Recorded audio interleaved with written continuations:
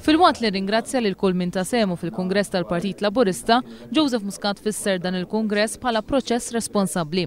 Proċess li fih il-Partit Laburista sema lil kulħadd b'interess, iżda ma wieħedx kollox lil kulħadd. Qegħdin nieħdu il-pass bla preċedent illi ngħidu le għal ċertu affarijiet.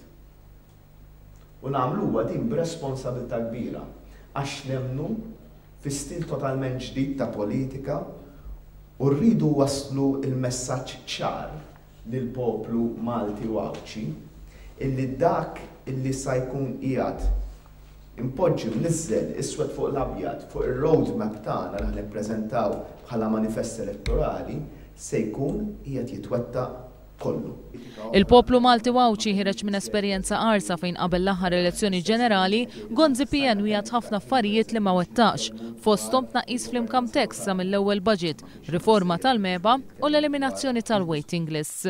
B'differenza 12 linja gwida li ħarġu mill-Kungress tal-Partit Laburista huma koerenti u waħda torbot mal-oħra għal Joseph Muscat. Huma kollha ħolqa fl-istess katina li jindikaw f'direzzjoni waħda u jindikaw lejn il-futur. Il-Partit Laburista permezz tal-Kungress għamel passi ieħor il-qudiem u issa jmiss li l-idejat li jinġabru fl-aħħar sentejn u nofs jiġu marbuta mal-prijoritajiet tal-manifest elettorali.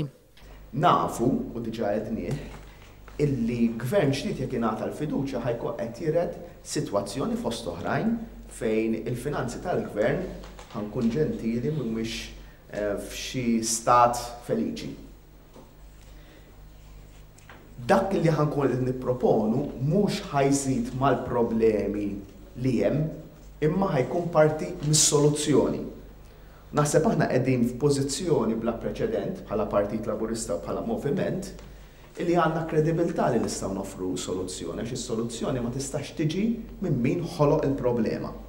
Il-mexxej Laburista qal li waqt il-Kungress id-diskussjoni setet kienet waħda tal-menti dwar is-sitwazzjoni preżenti jew dwar il-passat, iżda kull min kien preżenti għażel li jiddiskuti dwar il-futur, futur li jaqadna. Iċ-ċavetta ta' kollox kompla Joseph Muscat huwa tkabbir ekonomiku fejn is-settur privat jingħata l-akbar opportunitajiet biex jiżviluppa u jkun imsieħeb strateġiku ta' gvern ġdid.